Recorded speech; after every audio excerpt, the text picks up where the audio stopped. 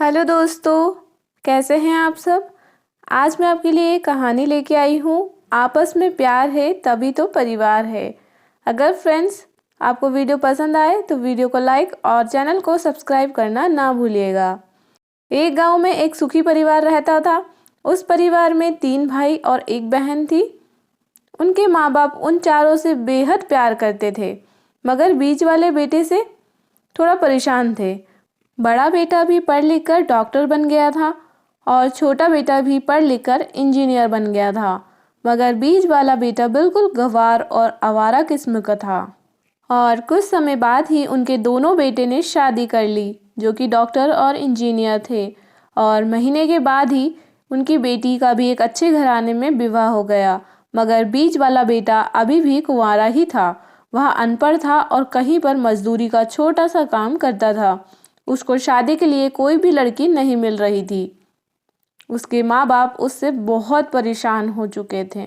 अब जब भी उसकी बहन अपने मायके आती तो अपने डॉक्टर और इंजीनियर भाई दोनों भाइयों से मिलती, मगर बीच वाले भाई से बहुत कम मिलती थी, क्योंकि उसे ज़्यादा पैसे नहीं दे पाता था। लेकिन फिर भी वह अपनी बहन से बहुत अधिक प्यार करता था। कुछ समय बाद उसके पिताजी की बीच वाले बेटे की बिना शादी किए ही मृत्यु हो गई।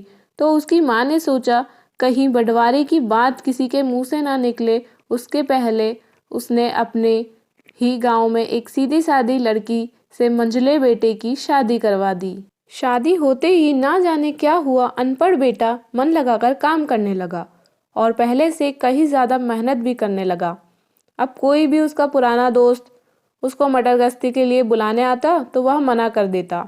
एक दिन उसके इंजीनियर और डॉक्टर भाई ने सोचा कि यह गंवार और अनपढ़, हम इससे कहीं ज़्यादा पैसे कमा लेते हैं, इसलिए अब हमें बंटवारा कर लेना चाहिए। माँ के लाख मना करने के बाद भी दोनों बेटे ने बंटवारे की तारीख तय कर दी और उन्होंने अपनी बहन को भी बुला लिया। तभी गंवार भाई कहता है कि तुम लोग बंटवारा कर लो, मुझे जो भी बचे वह दे देना या ना देना, मुझे कोई दिक्कत नहीं है, मैं शाम को आकर अंगूठा लगा दूंगा।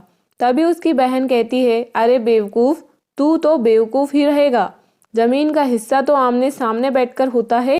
और उसकी माँ भी उसे काम पर जाने से रोकती है। उसी वक्त वकील भी आ जाता है और कहता है कि आपका सारा हिस्सा मिलाकर 10 बीघा ज़मीन है और एक मकान है। अब यह बताओ किसको कितना हिस्सा देना है, मैं उसी हिसाब से कागज़ बनवा दूंगा। तब गंवार भाई कहता है, वकील साहब, 5-5 बीघा ज़मीन हमारे दोनों भाइयों के नाम लिख दो और यह जो हमारा घर है मेरी प्यारी बहन के नाम कर दो। तब दोनों भाई पूछते हैं कि तू अपने हिस्से में क्या लेगा गंवार भाई कहता है, मेरे हिस्से में मेरी प्यारी माँ है।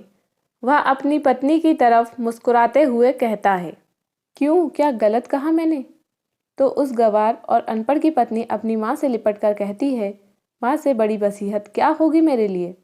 उसी वक्त उसका गंवार पति भी अपनी माँ से लिपट जाता है और गंवार बेटे और बहू के प्यार से ज़मीन जायदाद के बंटवारे को एक सन्नाटे में बदल दिया जाता है।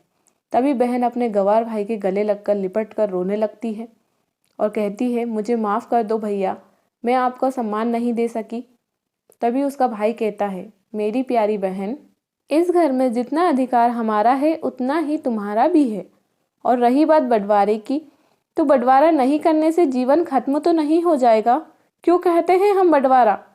क्या हम एक साथ मिलकर नहीं रह सकते? जैसे हम बचपन में रहते थे, एक साथ खेलते थे और एक ही साथ खाना खाते थे और एक साथ मिलकर पूरा परिवार अच्छे से रहता है और उस परिवार को माँ संभालती है। तो यह बात सुनकर दोनों भाई भी बहुत शर्मिंदा होते हैं और वह बंटवारे के सभी कागज़ फाड़ कर फेंक देते हैं। और उस दिन के बाद से उनका पूरा परिवार खुशी खुशी साथ में रहने लगता है। दोस्तों, घर को बांटे बिना भी घर में खुशियाँ लाई जा सकती हैं जब सभी लोग एक दूसरे के बारे में सोचते हैं। तो आप मुझे कमेंट में ज़रूर बताइएगा आपको इस कहानी में क्या राय है। और ऐसे ही अच्छी कहानी देखने के लिए मेरे चैनल को सब्सक्राइब करना बिल्कुल मत भूलिएगा। वीडियो देखने के लिए आपका बहुत बहुत धन्यवाद।